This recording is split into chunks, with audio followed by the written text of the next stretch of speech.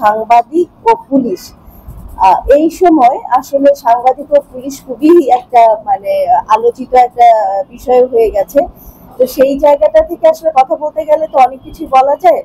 আর এইরকম একটা ব্যানারে থেকে ব্যানার মানে একটা রাজনৈতিক ব্যানারের সামনে বসে থেকে তখন রাজনৈতিক আলোচনাগুলো বেশি চলে আসে, কিন্তু এটা আসলে একটা গোল টেবিল বৈঠকের মতো একটা টপিক, যেখানে বসে আমরা সাংবাদিকের ভূমিকা কি থাকবে এবং পুলিশের ভূমিকা কি হবে, এই ধরনের একটা গোল টেবিল বৈঠক হলে সবচেয়ে ভালো হতো। আলোচনার মাধ্যমে আমরা আমাদের বিষয়গুলো নিয়ে আসতে পারতাম। তো অ্যাকচুয়ালি সাংবাদিক আর পুলিশ, আমি কোনো রাজনৈতিক ইয়েতে অবশ্যই যাব না। এখানে একজন সাংবাদিক হিসেবে আসলে আমি খুব বেশি ভালো বলতেও পারি না, যেটুকু লিখতেই পারি, বলার মতো এত ইয়েও নাই, আমার দক্ষতাও নাই। তারপর যে জায়গাটা আমি বলতে চাই যে একজন সাংবাদিক ও একজন পুলিশের ভূমিকা প্রায় কাছাকাছি, তবে সাংবাদিকের ভূমিকা পুলিশের চাইতেও আমি মনে করি যে বেশি। আর আপনারা সবাই জানেন যে সাংবাদিকরা কিন্তু একটা রাষ্ট্রের চতুর্থ স্তম্ভ বলে তাদেরকে বলা হয়ে থাকে। তো একটা চতুর্থ স্তম্ভের এই যে জায়গায় দাঁড়িয়ে একজন সাংবাদিকের ভূমিকা অবশ্যই একটা গ্রহণযোগ্য শুধু না, বিশাল বড় ভূমিকা পালন করে। কারণ সাংবাদিকেই আপনার যে কোনো কিছু, সেটা ব্যক্তি, রাষ্ট্র, দেশ, জাতি, সবাইকে সবার ভালো মন্দ যে কোনো কিছু প্রচারেই বলে না, প্রচারেই প্রসার। তো একজন সাংবাদিকের দ্বারাই যে কোনো ভালোটাও যেমন আমরা নিয়ে আসতে পারি সামনে, আবার দুর্নীতি, যত রকমের দুর্নীতি আছে সাংবাদিকরাই কিন্তু নিয়ে আসেন।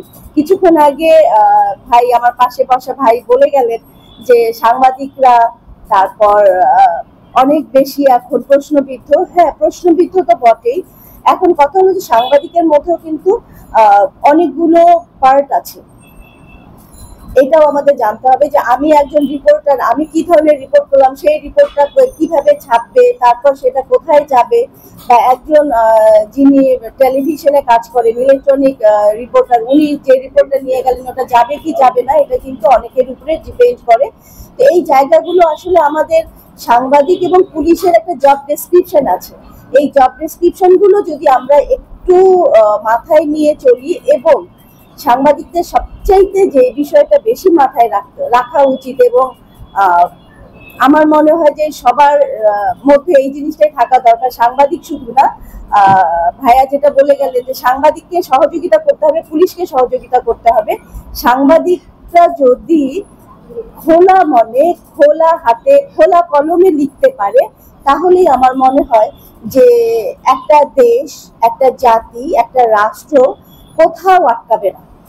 এখন আমি লিখছি, আমাকে যদি পেছন থেকে আটকানো হয়, তাহলে এখন আপনারা বলতেই পারেন যে আপনি লিখেন না কেন। কারণ আমি লিখতে পারি না এই কারণে যে আমাকে ধরে রাখা হয়, পেছন থেকে টেনে ধরে বেঁধে রাখা হয় যে এটা করা যাবে না। তো এই জায়গাগুলো থেকে যদি আমরা মুক্ত হতে পারি, তাহলেই আমার মনে হয় যে আমাদের দেশ বাংলাদেশ, সোনার বাংলাদেশ, এই বাংলাদেশকে আমরা অত্যন্ত সুন্দরভাবে এবং একটা মডেল দেশ হিসেবে আমরা সামনের দিকে এগিয়ে যেতে পারবো, যদি সাংবাদিকের লেখার হাতকে, এটাকে কি বলবো, লেখার হাতকে ছোট করা না হয়, লেখার হাতকে টেনে ধরা না হয়।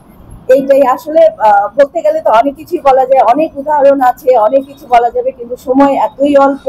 আর এই বিষয়টাকে এখানে যারা এই পার্টির যারা আয়োজক আছেন, তাদের কাছে আমার একটাই অনুরোধ রেখে আমি শেষ করছি, সেটা হলো যে এই টপিকটাকে আপনারা একটা গোল টেবিল বৈঠকে নিয়ে আসেন, এবং এখানে পুলিশের ঊর্ধ্বতন কর্মকর্তা, সাংবাদিকদের বিভিন্ন স্তরের যারা দায়িত্ব পালন করেন, তাদের কিছু দায়িত্বশীল ব্যক্তিদেরকে নিয়ে একটা গোল টেবিল বৈঠক করেন, এবং সেখান থেকেই দেখবেন যে খুব ভালো কিছু পরামর্শ, ভালো কিছু সমস্যা এবং সমাধান বেরিয়ে আসবে।